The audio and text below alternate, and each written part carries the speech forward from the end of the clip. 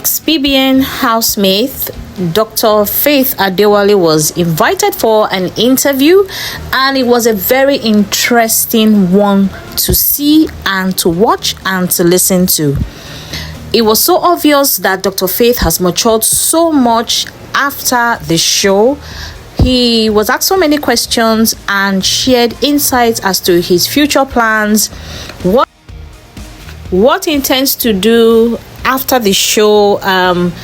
So many things. He spoke about his he didn't really technically say too much about his relationship with the other housemates, but one thing worthy of note is that he didn't drag anyone, he didn't shame anyone. It was so interesting and inspiring. And if you remember, Faith has already started doing a lot of philanthropy work.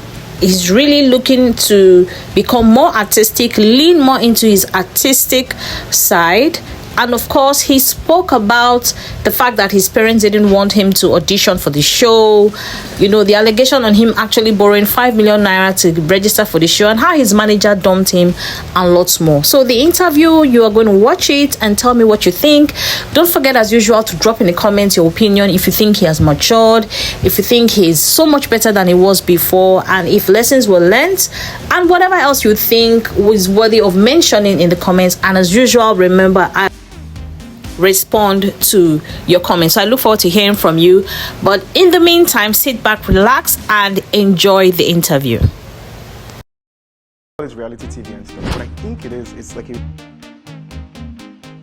reality school. So people go through Big Brother's house, but they don't let Big Brother's house go through them. I didn't even think I would last that long on the show. That's the funny part. I was ready to leave that place from like 6 weeks. So me leaving then, I was like, oh, okay, on to the next. Like, I came here to have fun. I had fun. What's the next thing to do? Faith is a doctor. He's a multi-hyphenate. He does a lot of stuff.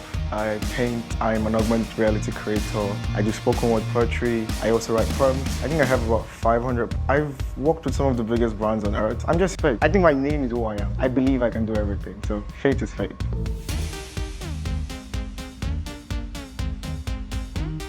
There was no motivation. That's the funny part. I was in the hospital one day, and a friend of mine, her name is Dr. Sylvia, she looked at me and she was like, you look WhatsApp link, and the whole story started from there. That's literally the thing. I never really thought about, oh, I want to go for Big Brother. That's how the story started. I was numb in the sense that I had mentally checked out. If you watch the show, you realize the week before that I packed my boxes. I was ready to leave. I didn't even think I would last that long on the show. That's the funny part. I was ready to leave that place from like 6 weeks. So me leaving then, I was like, oh, okay, on to the next. Like, I came here to have fun. I had fun. What's the next thing to do?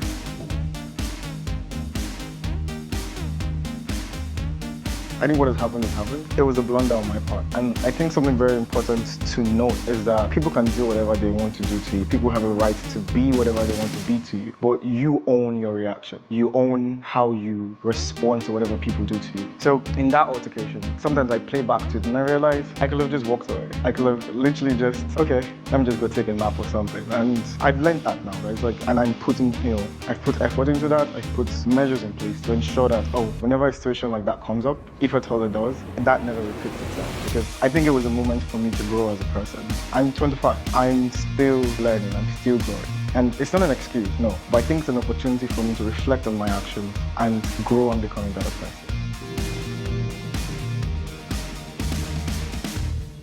It's a game, and they own the rules. I can't tell them what to do. I, went there as a participant. And whatever they think is the right thing to do is their option. My job was to go there, and most people went there for other things. I literally just went there to have fun. And I think I did, for most part. So whatever they wanted to do, whatever they wanted to achieve, whatever rule or law they had, that's their business. My job here is to have fun. And if they say, oh, it's time to pack up your stuff, I pack up my stuff and leave. So I can't tell them how to run their game. No, I think people have this thing where they put you in a box. And once they have this idea of you, they don't want to let go of it. Humans are amazing people. They're capable of so much. They're people that can stay underwater for hours, people that can swim for ages, people that can write pi from whatever, mathematics and things. Why would you think you can just do one thing? So in my life, my tenet or my philosophy of my life is I'm whatever I want to be. So yes, I am a doctor. I could wake up tomorrow and decide I want to go to space. Yes, there's effort to be put into it, but now I have to tell myself, I work hard and do it. So that's the way I look at things. I feel like those people put me in a box and they didn't expect me to be any other thing, but that's not how life works. You may not believe it, but I'm actually a very compassionate person. A lot of the times when the housemates were sick or they had a problem, I was the one they came to first for first aid. And then I would even go and refer them to Big Brother. Oh, this has happened to this person. This is what I think we can do. And that meant a lot because it was like, oh, I can be here. And there was even a time Big Brother was like, he called me a bunch of names, but then to doctor, yeah, because like I used to actually trick them in the house. So I never let that part of me go. Being a doctor, you need to be disciplined. You need to be, precise. You need to know how to make decisions. You need to know how to give people a reason for what you're doing because you're working with human life. So I took some of those rules and I put it in most of the things I was doing. Take wager task, for example. If they're given a task, why do we do things this way? How do we achieve the best outcome? And I think my record speaks for itself. So I didn't lose any wager task apart from the group one, and I got commended for that too. It's real actually. I have the receipt for it. It's a real loan. I think people have a misconception on loans. You could be worth 100 million and still take a loan. You could be worth 1 billion and still take a loan. In fact, some of the richest people I know, billionaires, take loans. So I had just gotten back to Nigeria and a lot of my assets were tied in stuff. And in that moment, I needed liquid cash. So something that happens is you might be worth 10 billion, but you have asset, not liquid cash. So I needed 5 million cash instantly to pay social media people, to buy, a couple things. So there was this thing that I didn't even know about that, but apparently you need to have a foundational amount of money for votes. Like in the sense that, you need to pay IUC cards and all that stuff. You need to pay for people to vote for you. And if you're in the house, I didn't go in there with any backing. Nobody knew me. I didn't have any PR. I literally went in there with my friend. Fun fact, the person that was my manager ditched me in the second week. Literally ditched me. So, I kept on calling her name in the house. Oh, this is my manager, this is my this. I didn't know this babe had ditched me. The person that is my manager now that you saw was the assistant that we were like, let's just put her on the team. And I'm so glad we made that option because imagine what would have happened if there was nobody to do this. Because my family were not in support of me coming on the show. I literally had to go to strangers to sort. The 5 million was very important to me because it's like, oh look, I took that 5 million and look what it turned into. So yeah, loans can do a lot for you.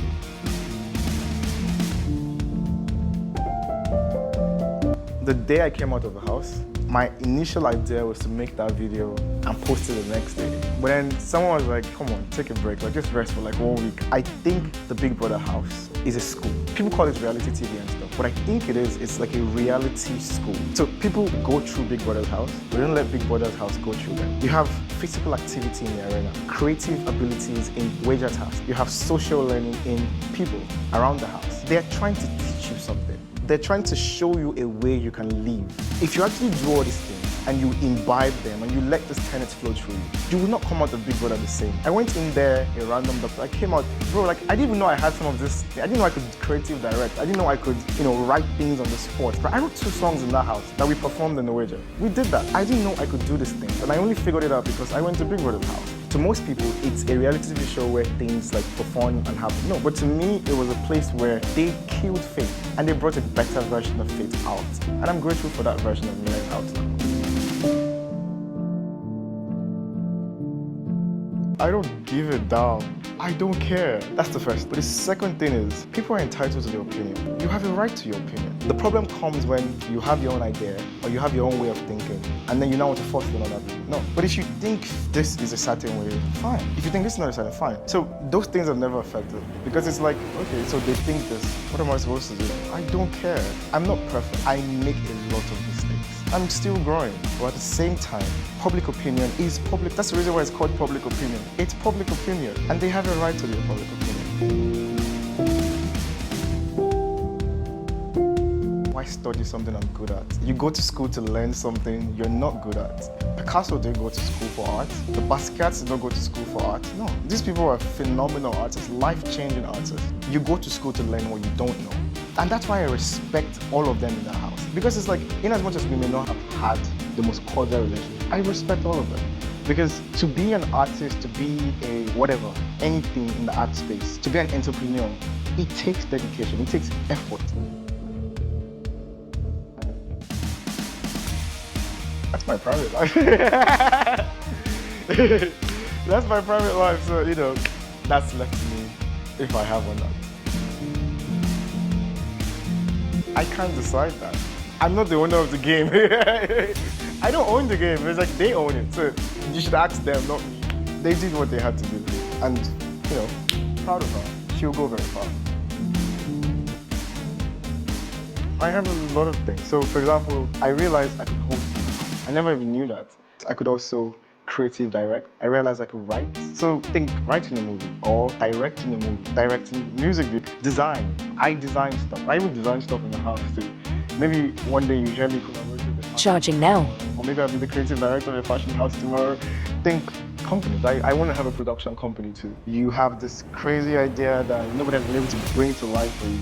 I will look for the smartest people in this country and we'll figure it out. Because I think that's what storytelling is about. So fashion, art, movies, everything, man. I'm a multidisciplinary person. Everything.